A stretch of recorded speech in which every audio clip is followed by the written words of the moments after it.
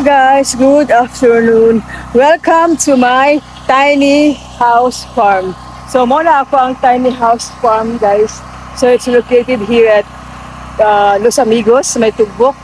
So gamay na rin siya na area. Pag tanawin mo siya, dako kayo siya na area, pero gamay na rin siya na area na lugar.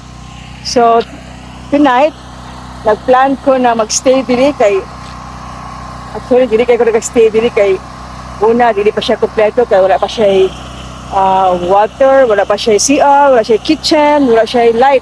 So, ang gamit mo karon kay generator and na ako'y mga portable na aircon sa sulod. So, mo niya ako ang tiny house. Teka kay insekto. Sorry. So, i-show na ko sa inyo guys, okay? So, mo niya ako ang tiny house guys. Moto akong isa ka friend dire, nag-check sa akong mga tiny house dire. And muna ako ang tiny house din na kanang gamay na balay. Kani siya na area guys, it's only 526 square meter. So muna ako ang mini farm o mini tiny house. So, ako ang tiny house. So, let's go inside sa ako ang tiny house para makita ninyo ang sang nasa sulod. Oh, daghang kayo rambutan. And dili ko makadugay og stay sa gawas kaya kay insekto.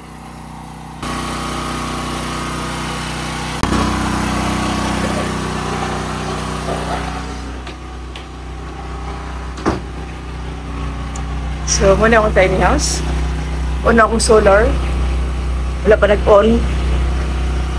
Muna ang sulod sa tiny house. Well, convenience store. Wala kong stock na po.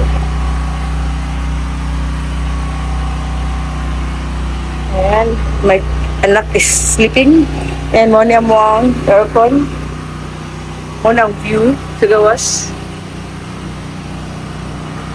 Wala ang priceless na view.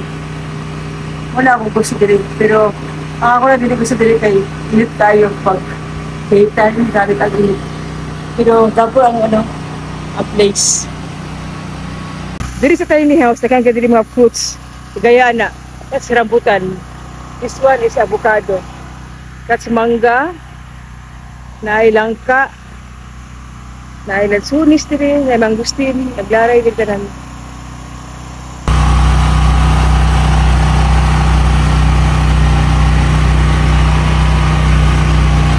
Muna ako ang tiny house dito sa Tugbok. So, tonight, dili mag-stay sa mga anak. Kaya, i-feel na po na mo ang farm vibes, ang farm na style. So, nagdalabit mga food, mga drinks, para dili mag-spend sa mga night.